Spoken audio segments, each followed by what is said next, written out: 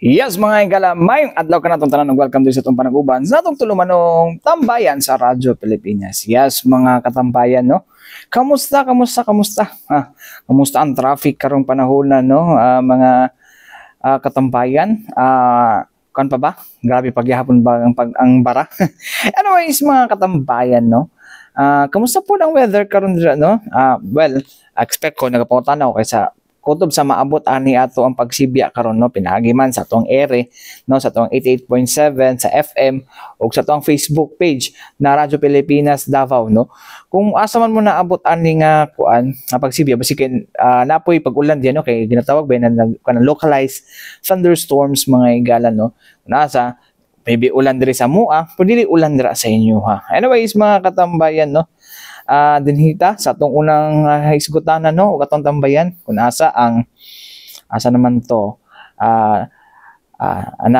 kung asa mga higala, no, ipahigayon, no, I think nagsugod na, no, ang Mindanao Art mga higala, no, asa naman to dire Mindanao Art exhibit mga higala, no, kuan ni siya mga higala, no, kuan ni collaboration ni sa kaning Lawig Diwa Incorporated mga higala, no, kun asa lagi ni Mindanao Art 2024 kana inyo nakita karon sa video mga higala, no. Kuan na siya mga hulagway na sa milabayng tuig, no, pero ang karon, no, bawa na to na sunod adlaw mga higala, no, kaya to mag-interview kita diha mga higala. So mo ni mga higala, no, ang Mindanao Art kun asa anaa sa kuan, no, sumala pa sa kuan, no, dira na sa may SM Ladang di ay mga katambayan, no, kun asa anaa sa pila na bang update ani, anaa sa 1,000 ka mga artworks, no, gikan sa 500 ka mga kuan, no, artists, no, ang inyo makita diha mga higala, no. Sugod karong adlaw, no, September 27 hangtod kuan ni kanusa na ba ni kanusa ba ni tanaw na to ha, magkuan hangtod kanusa ba ni siya, basta October, karon lang ni siya nagsugod mga higala, no. Nanadiha mga higala, no, makita ninyo dira sa activity center, no, sa atrium sa kuan atrium mismo sa maong mall, no. Mo ni siya ang kuno pwede mo mamalit og mga artworks diha mga katambayan, no. Naapod din hapod ang kuno, naapod mga pipila ka mga ilado dira nga mga kuno. Actually naa dira mga higala sa 6th edition 34 ka book art galleries og kuan mga higala all over the Philippines in celebration pud usab, no, sa Museums and Galleries Month mga higala ang musalmot diyan, no. So to ni agi kuan pa din ni, no, 500 na gid ka artists mga higala gikan sa katuigon na 300.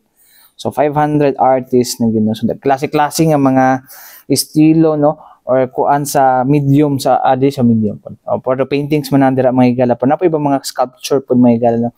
And uban, no, kung mahilig mo sa art, no, so una kung may bawa na to sa gallery lang nato ni mga kuanan, no, o museum ni makita ni mga paintings which is halos dili accessible sa tanan, no, right now mga higala. Ang Lawig Diwa Incorporated gidala gid nila mismo sa pampublikong lugar sama sa SM Lanang mga higala, no, ang maong art exhibit mga katambayan, no. So adto na mo, napamay time naugma, no, napaugma ang kuno moong art exhibit mga kuno Mindanao Art, no, 2024 mga higala. So napo na siya katang ginatawag na art market mga higala, na I'm sure na mga baligya ng mga paintings, no, especially sa mga ilado, no, ug katong kuno mo ginang kuno mga higala sa art exhibit mga higala, no, to kuan nalamtay tawag nito nga creative industry mga higala, no. O apil na siya sa creative industry mga katambayan. So kung mahilig mo sa painting adto mo sa SM Lanang mga higala, no. Andud kanusa pa ba ni mo lang niya kung kano wala pa nila gihibutang andud kanusa, but I think October ni siya mga higala, ang andud October ni siya. Anyways mga katambayan, din hita, no, sa kuano ato ang usa ka hisgutan, no, kaning mga hilig og kanang mga medyo baratuhon na balay mga higala, no, nga sometimes, no, kanang mahilig da sa kanang kuan maktay wala kwarta tapos gusto lang nato gyud mo palit og kanang magkabalay ba. So ang buhaton nato ana usahay mga higala is kanang matuta sa website sa Pag-ibig, no, para mo tanaw kanong nabay mga foreclosed na properties, no. For ang kuan nato purpose is makapibid para makabarato, no, mo na ang kuan nato mga higala. But anyways, mga higala, paunsa ba gyuding mga foreclosed properties mga higala or kaning mga kung makabarato ta, no.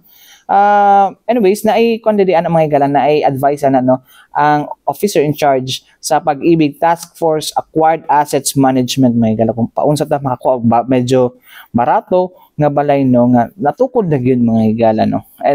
Anyways, mga katambayan, no, atong paminawon, no, si Sir Christopher Pio mga higala, ang officer in charge sa Task Force Acquired Assets Management sa Pag-ibig Fund. Paminaw na to. So, ang among departments, we are in charge of kanang mga acquired assets. So, but before that, I would like to step back a little bit. Ano siya ng mga property or ano ito ng mga property? So, if you are a housing borrower, so you are obliged to pay our amortizations, di ba? So, pag-apply natin halimbawa sa developers, tapos through Pag-ibig housing financing. So ang ating obligasyon po ay magbabayad tayo ng buwan-buwan na monthly amortization. So in the event that you will fail to pay your monthly amortizations, so meron kami mga ino-offer ng mga remedial programs para to recover all your properties. So if you fail to do that, hindi talaga kayo nagbayad, despite our notices, our demand letters, this will be the time that the properties will be endorsed to acquired assets. So na-foreclose ngayon ang inyong property. At the same time, the Pag-ibig Fund will sell the properties. Ito na po yung aming department. No? So when we are selling these properties, simply because we are all the owners of Pag-ibig Fund and our investment is nandito rin. No? Kasi pag hindi siya mabenta, so hindi rin tayo mag-earn ng ating mga dividends sa ating contribution at the same time sa ating impito na investment. So how to do it? No? So prior to selling of Pag-ibig acquired assets, we are giving still for the occupants to repurchase, no? Para at least mabigay sa kanila or makontinue yung kanilang pinakamamahal na bahay. So pag hindi pa rin nag-apply, that's the time that we will be disposing this through auctions. So we have two public auctions. No? First public auctions, we are selling the properties on as is where is basis. At the same time, whatever the property, yung selling price based on the current market, yan na po yung ating selling price. Halimbawa po, 10 years ago, you purchase a property sa developer, yung loan value is 1 million. You fail to pay, naging acquired assets, and then ngayon po ang property is nasa 2 million na based on the current market. Pag-ibig Fund also will sell the same, no, based on the current market. So public auction yan siya. Second public auction, pag hindi siya nabenta during the first public auction, that's the time that we will be offering on the second public auction. This time, we will be having a discount of 10%. So lahat po pwedeng mag-apply. In the event na hindi pa rin siya mabenta during the second public auction, we are having this called negotiated sale. And these times, we are giving discounts and a big discounts offered to those who are willing to have our MOUs. No? So meron kaming different programs to cover that. One is for the retail, for example. If you're buying an acquired assets and if you are planning to pay in cash, we are giving 30% discount. No? Meron din kaming installment na 1 year. We are giving 20% discount and we are only giving 6.25 interest for a year, no, or per annum. Okay? So dito rin is pag yung retail lang, yung gusto natin yung pinaka-commonly known as housing loan, we are still giving 10% discount pero based on the offered price, no? So ano yung sinasabi ko na big discounts? So halimbawa, you are yung mga companies tayo, yung mga big companies that are willing to be our partners, no? So magkaroon kami ng MOUs, no? Mention ko na lang halimbawa si NCCC, siya yung isang pinaka-first na naging partner namin. So lahat ng mga empleyado po sa NCCC is magkaroon ng big discount, as much as 45% discount. So how to do it, no? So halimbawa 1,000,000 yung property, magiging ano na lang, no? 550,000 pesos. So how to do it? Magkaroon ng MOUs. Okay, at second is dapat yung ating na-purchase as bulk is nakaabot ng 10 million. So it's good thing that we are here in Davao. Ang pinag-usapan lang dyan is nasa 10 properties. Ibig sabihin, sa isang malaking kumpanya, may nag-purchase ng 10 tao na tag-1 milyon, you could now avail as much of 45% discounts or 40% discounts, no? Up to 45 depending on the total loan value. So ito yung mga programa namin na gustong ihatid sa ating mga members o mga group of people, no? Kung basta recognize lang yung grupo, kaya namin ibibigay ito ng mga diskwento para sa inyo. So we are looking for this mga group, no? So negotiating pa kami sa uniform natin ng mga personnels, at the same time sa ating mga teachers or DepEd, no? But hopefully we could looking forward, no, to be a partner with you. So yun yung pinakakabuuan ng aming department, no? So how to do it yung personally, no? So meron kaming auctions. So ngayon po, we are promoting for the online public auctions. You have only to register through our, ano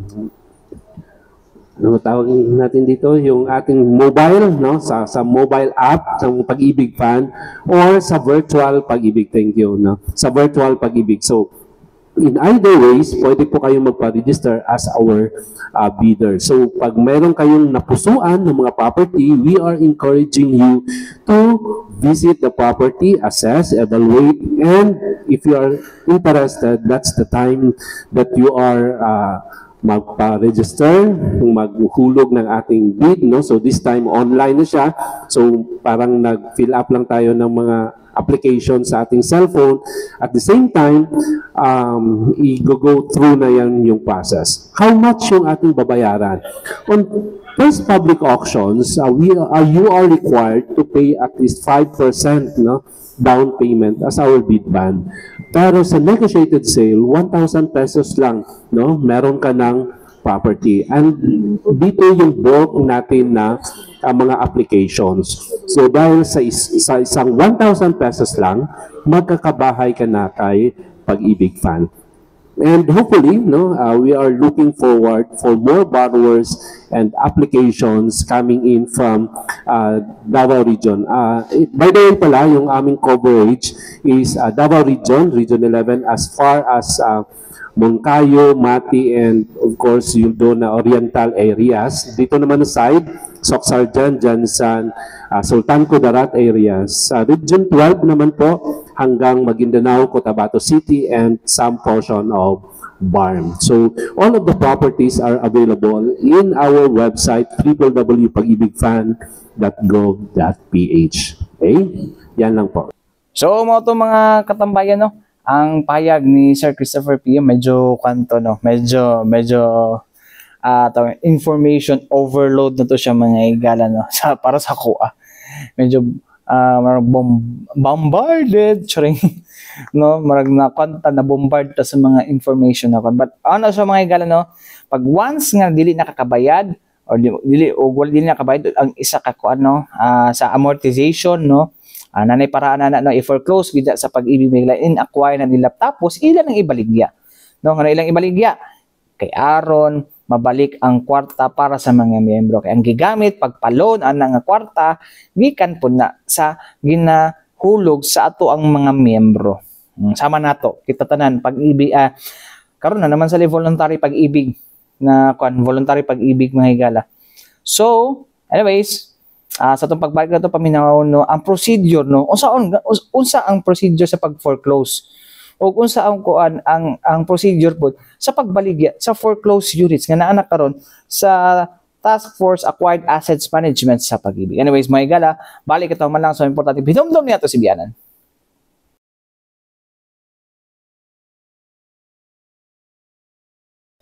Yes, mga igala, balik kita din sa itong panag-uban sa itong tulumanong tambayan sa Radyo Pilipinas. Well, ginahisgutan no, ginatambayan gahapon na ito ng isgutan ng mga igala. About sa mga foreclosed, no, na units mga igala nga karon na acquire na sa Pag-ibig. Ngano na acquire man It's because wala na sila kabayad sa kining ginatawag nato nga monthly amortization, no, sama silang giutang, no. And then namag na sa inyong contract good, no.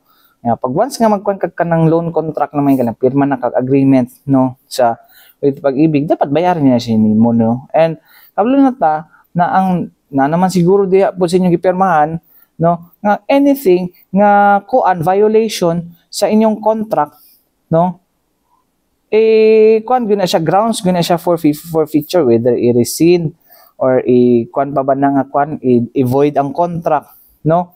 So kuha gid ang property. So mao na ang kuan karon mga igala nga advice gani gyud sa to ang kuan gyud sa to ang Pag-ibig mga igala nga bayaran nato na siya mga igala na whether we like it or not, no. So naman po other remedy pud ana pud nung dili man pud na dayon pud na i-foreclose sa ato ang Pag-ibig mga igala, no, kay tungod syempre agi maginang due process no. Anyways, mga igala, speaking of due process, no, doon ako i-share mga igala ng explanation gikan kang kuan, no, kabalik yapon si Sir Christopher P. yung mga igala, ang officer in charge sa Task Force Acquire Assets Management mga igala sa Pag-ibig, no, kung unsa bagid ang procedure ug uban pang impormasyon na kinahanglan natong masabtan ug may baw-an mga igala.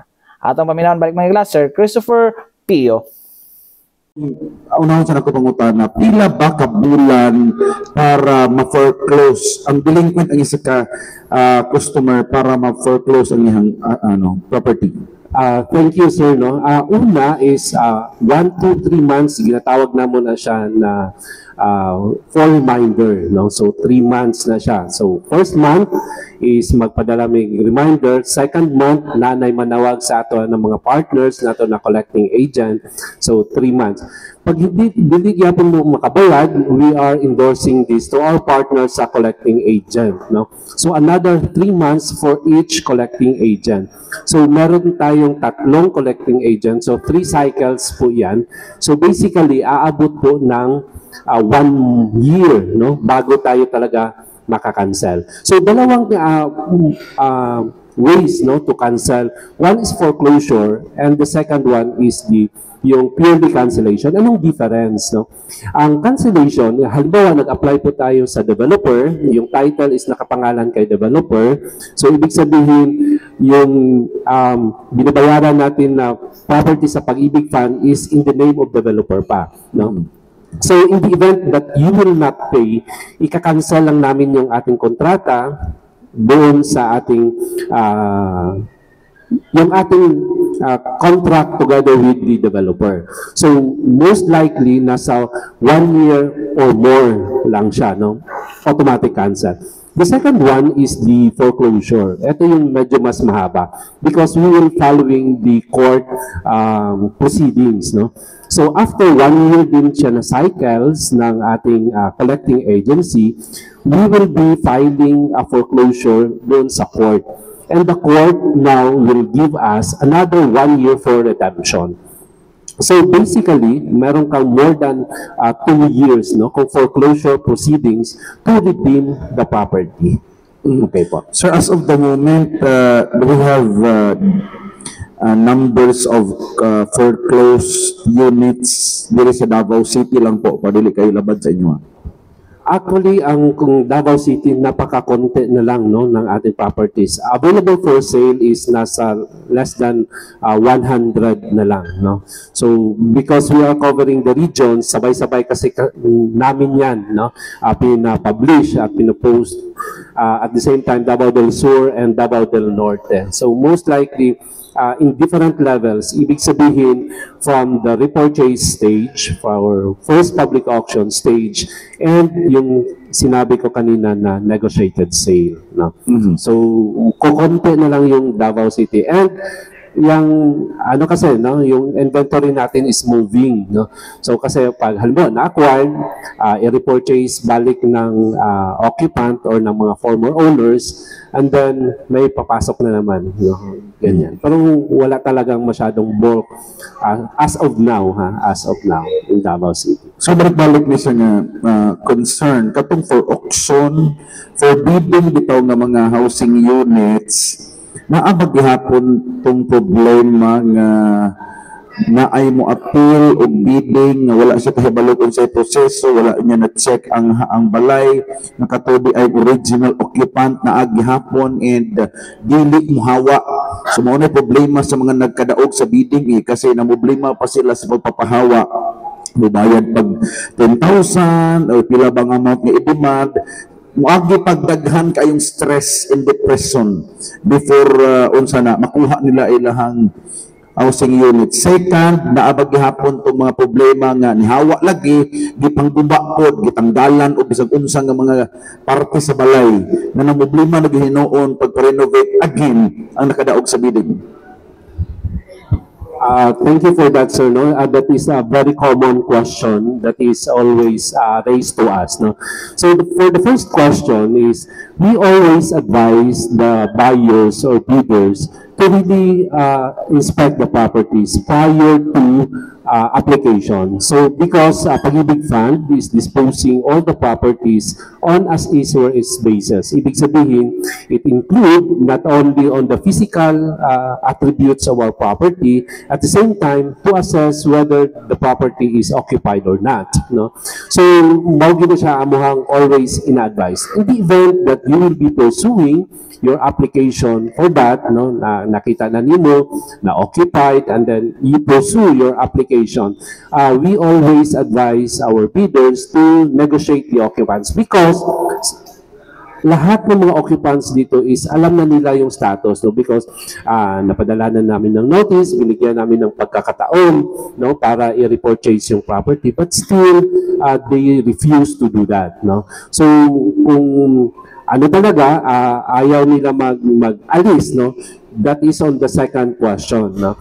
So sa second question, pag hindi talaga nila, ayaw nila mag-alis, no? We always advise to negotiate not only with the occupants, but this time together na with our barangay, no? Kasi yan po yung pinaka-start talaga. And most of the cases, especially here in Davao, nagsisettle talaga on a barangay level, no? In the worst cases, kung ayaw talaga, no, na nag-barangay na tayo, syempre si barangay is mag-issue ng certificate to file action, no, for our legal move, no?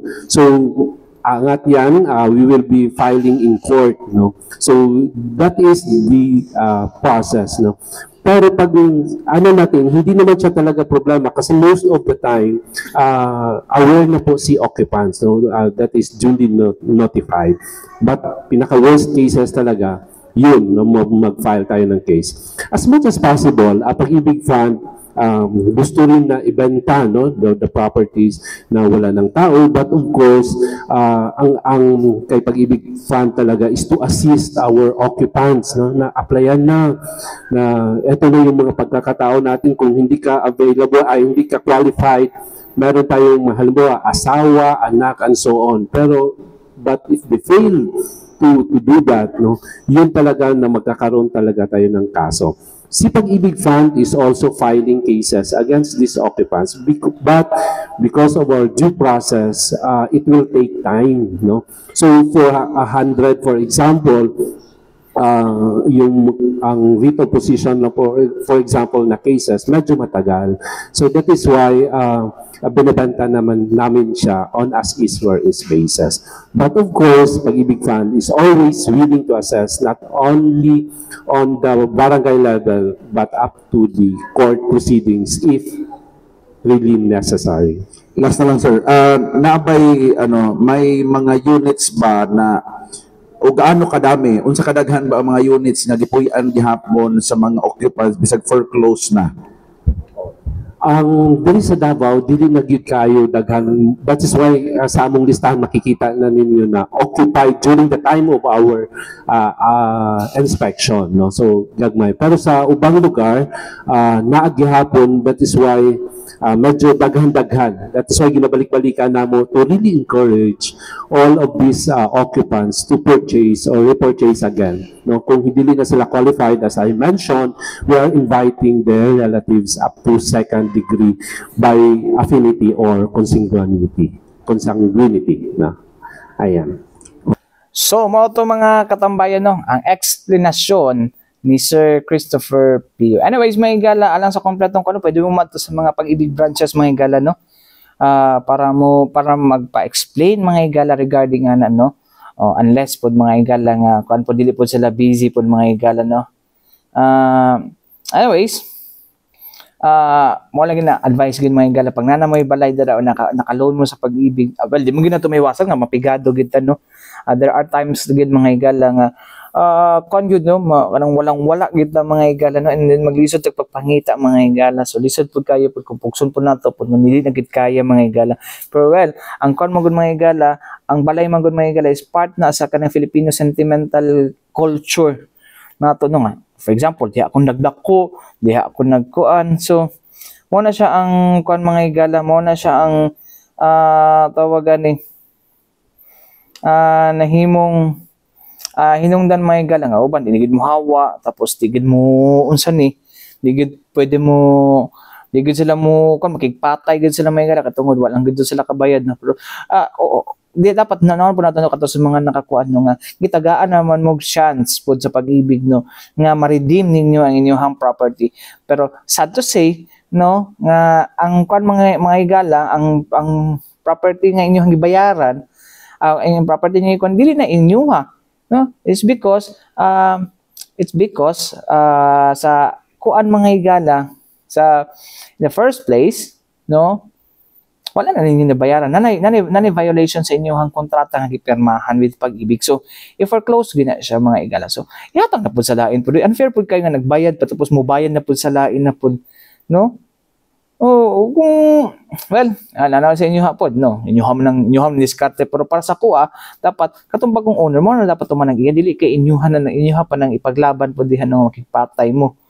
Ay nako. Anyways, mga katambayan po, no, sa katong kuan po, no, mo ganin ang kuan po, no, ang mga developer dili sa nila ipapangalhanton sa dili pa ma-impasse pa ninyo, no, ang kuan, ang inyong amortization. Unless ma-impasse ninyo ang amortization, inyuhan na gina mapangalan na gina sa inyo.